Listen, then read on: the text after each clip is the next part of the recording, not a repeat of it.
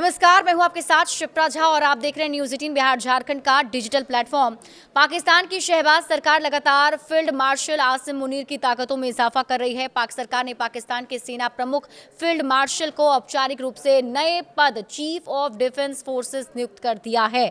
इससे मुनीर के पास अब शह के न्यूक्लियर हथियारों और मिसाइल सिस्टम को मैनेज करने की भी ताकत आ जाती है। दरअसल पिछले महीने ही शहबाज सरकार ने यह नया पद बनाया था, जिसके अंतर्गत पाकिस्तान की तीनों सेनाओं थल सेना, नौसेना और वायुसेना के बीच बेहतर समन्वय बैठाने का काम किया जाएगा। पाकिस्तान के पीएम कार्यालय की ओर से जारी एक बयान में बताया गया कि यह नियुक्ति अगले 5 साल के लिए होगी। इसके साथ ही पीएम ने वायुसेना प्रमुख air chief marshal Zaheer Ahmed Babar को 2 वर्ष का विस्तार भी प्रदान किया है। और आपको बता दें कि मई में ही हुए ऑपरेशन सिंदूर के दौरान भारत ने पाकिस्तान को धूल चटा दी। पाकिस्तान के डीजीएमओ ने अंत में आकर भारत से संघर्ष रोकने की विनती की थी। बावजूद इसके आसिम मुनीर ने पूरे पाकिस्तान में झूठा प्रचार किया कि पाक ने भारत पर जीत दर्ज की।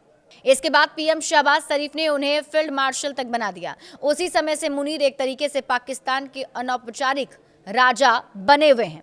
बताया जाता है कि सीडीएफ ने chairman joint chiefs of staff committee की जगह ली है। हाल ही में इस पद को समाप्त कर दिया गया था। मुनीर की सीडीएफ पर नियुक्ति पाकिस्तान के राष्ट्रपति ने उन्हें शुभकामनाएं भी दी। राष्ट्रपति की मंजूरी के बाद इन अफवाहों पर भी विराम लग गया, जिसमें दावा किया जा रहा था कि मुनीर को इस पर नियुक्त करने की योजना लंबी लटक सकती है।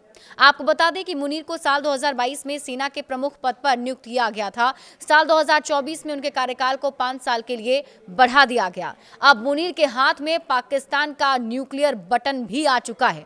देखिए, मुनीर को चीफ ऑफ डिफेंस फोर्सेस बनाने के बाद उनके पास बहुत सारी पावर आ चुकी है। चूंकि ये एक न्यूक्लियर आर्म्ड देश में से एक है, नई और ताकतवर मिलिट्री पोस्ट है, जिससे मुनीर देश के सबसे ताकतवर मिलिट्री आदमी भी बन जाते हैं। सीडीएफ पद न सिर्फ तीनों सर्विस ब्रांच यानी कि आर्मी, नेवी और एयरफोर्स पर अधिकार मजबूत करता है, बल्कि देश के न्यूक्लियर हथियारों और मिसाइल सिस्टम को मैनेज करता है।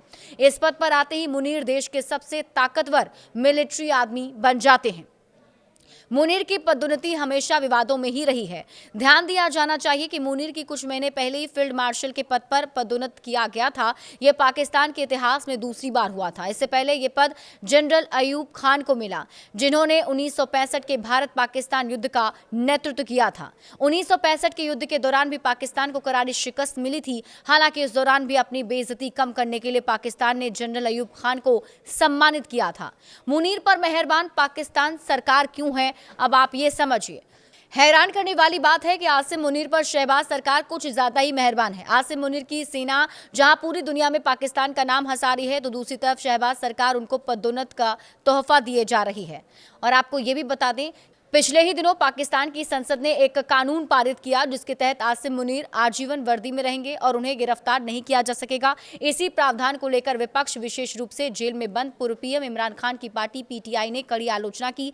पीटीआई का कहना है कि इतने व्यापक अधिकार और सुरक्षा देना लोकतंत्र के ढांचे को कमजोर करता है।